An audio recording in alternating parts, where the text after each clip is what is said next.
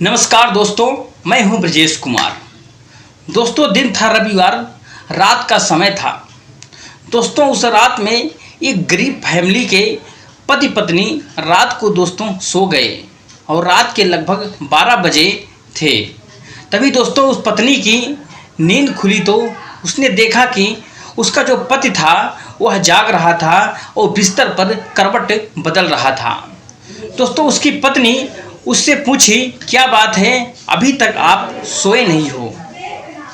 दोस्तों, उसकी जो पति होता है वह बोला, नहीं, नींद नहीं आ रही है मुझे, तुम सो जाओ, अभी थोड़ी देर में मुझे नींद आ जाएगी।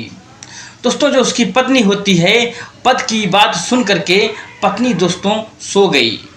फिर दोस्तों 2 बजे पत्नी को प्यास लगी और वह पानी पीने के लिए उठी तो उसने देखा कि उसका जो पति है अभी भी जाग रहा है।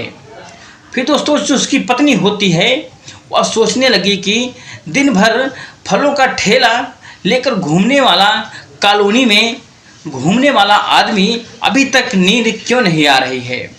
दोस्तों, उसकी जो पत्नी बड़ी गहरी सोच में पड़ जाती है और वह ज़रूर कोई गंभीर बात है। फिर दोस्त उसने पूछा, क्या बात है जी, आपको बहुत परेशान लग रहे हो, क्या आप मुझे कुछ छुपा रहे हो?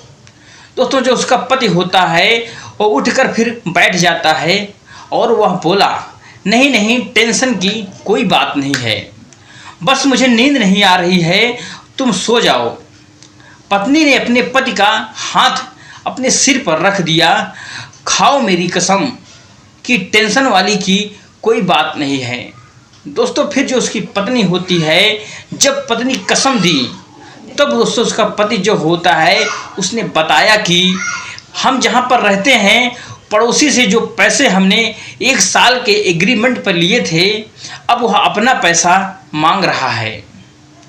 अरे ऐसे कैसे पैसा मांग रहा है? उसकी पत्नी कहती है, दोस्तों वह तो 1 साल के एग्रीमेंट था, हम इतनी जल्दी पैसा नहीं दे सकते, अभी तो हमें 3 महीने भी नहीं हुआ है। दोस्तों, उसका पति बोला कि पैसा नहीं दोगे तो वह बहुत बुरा होगा, वह ऐसे हमें हर दिन कहता रहता है, अब मैं क्या करूं, ठेला बेचकर भी पैसे का इंतज़ाम नहीं हो पा रहा है और मैं बहुत ही इसको लेकर बहुत परेशान हूं। दोस्तों, जो उसकी पत्नी होती है अपने पति का हाथ पकड़ा और घर से बाहर लेकर के निकल गई। दोस्तों, रात को लगभग 2 से 3 बज रहा था और बहुत से ज़ोर से पैसा देने वाले पड़ोसी का जो उसकी पत्नी और पति होते हैं दरवाज़ा पीटने लगे। दोस्तों, यह बात सुन करके जो वहाँ पर रहने वाले सारे मोहल्ले वाले लोग दोस्तों जाग गए और उधार देने वाला पड़ोसी भी बाहर निकला। दोस्तों, वहाँ पे देखता है कि क्या हुआ है कि इतना ज़ोरदार से जो मेरा दरवाज़ा क्यों पीट रही है। फिर दोस्तों जो उसका पड़ोसी बाहर निकलता है, वह बोलिए और सुनिए भाई साहब, उसकी पत्नी कहती है, आपसे पैसा हमने 1 साल के एग्रीमेंट के लिए लिया था, ये बात सही है ना? दोस्तों, 1 साल से पहले पैसा नहीं देंगे, आप मेरे पति को धमकी क्यों दे रहे हो?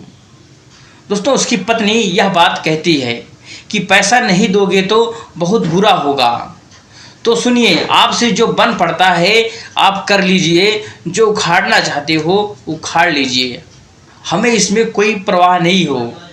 मैं भी देखती हूँ कि कानून मेरे साथ है कि आपके साथ है, कि उधार देने वाले पड़ोसी दोस्तों फिर हक्का बक्का सा उसे देखता ही रह जाता है। वह दोस्तों बिल्कुल डर जाता है और वह अपनी पत्नी का हाथ पकड़ी फिर अपने घर चली आई।